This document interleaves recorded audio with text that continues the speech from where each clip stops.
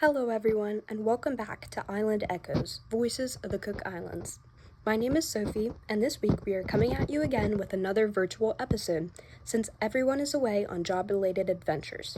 In this week's episode, we will be discussing aquaculture on the Cook Island, as it is a fishing method used. We will also take a stance for or against the use of aquaculture as a fishing method. Aquaculture is the controlled cultivation of ocean species, mainly fish, crustaceans, and plants, in various water environments.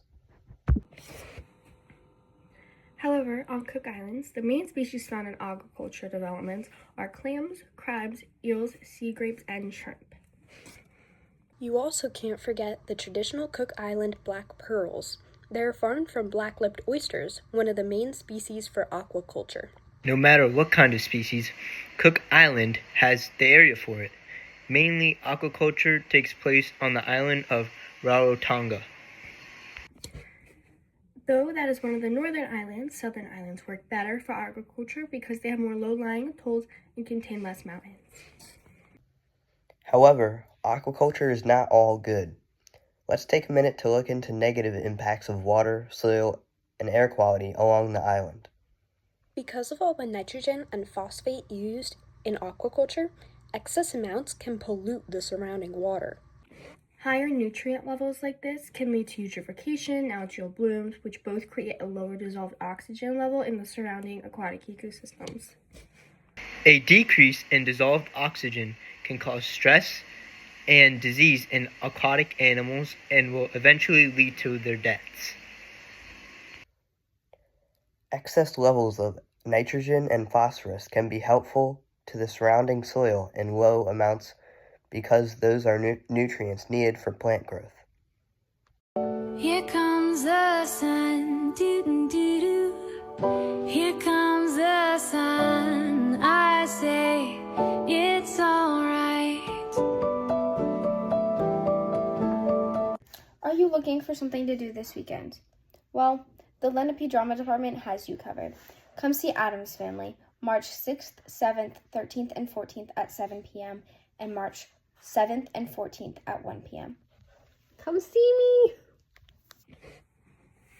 However, once nutrient levels become too high, it can result in nutrient runoff and pollution into surrounding waters, which ties back into that eutrophication. Using fertilizers and removing sediments to make these farms can also harm the soil. As a result, the composition and structure of the soil change drastically. Air is also affected by the excess nitrogen used, resulting in a lower air quality surrounding the areas. Uneaten metabolic fish waste and fish food can also affect the air as well as it can affect the water. Disease is also common within aquaculture farms, so to prevent it, farmers will apply antibiotics directly to the water. Not only does this harm the water, but it releases harmful chemicals into the air. And like previously mentioned, there is also heavy metal and nutrient deposition involved in aquaculture, which can affect all three areas. Personally, we think aquaculture is more harmful than it is helpful. There are many reasons why we believe aquaculture is a harmful practice, so we'll all provide our most important reason as to why it's a bad thing. The thing I really can't get past with aquaculture is that it claims to be a solution to overfishing, but actually results in much more harmful effects than overfishing. Instead, governments should do their best to monitor fish populations to make sure no one species population is getting too low. My reason is that water pollution becomes much more common with aquaculture.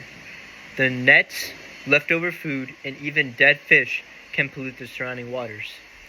This can harm unintended species in the surrounding aquatic ecosystems. I don't like the fact that when fish escape the farms, they can breed with wild fish.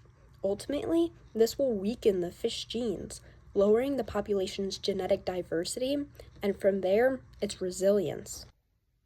Overall, aquaculture's positives are no match for the negatives. If you are thinking about aquaculture, please look into the effects more and make a decision based on what you find. Normal fishing will always be better. I really appreciate everyone watching our past 5 episodes and our whole podcast. And thanks to Miss Nelson for this project. And I hope you have a good time tuning in. Thank you. Bye.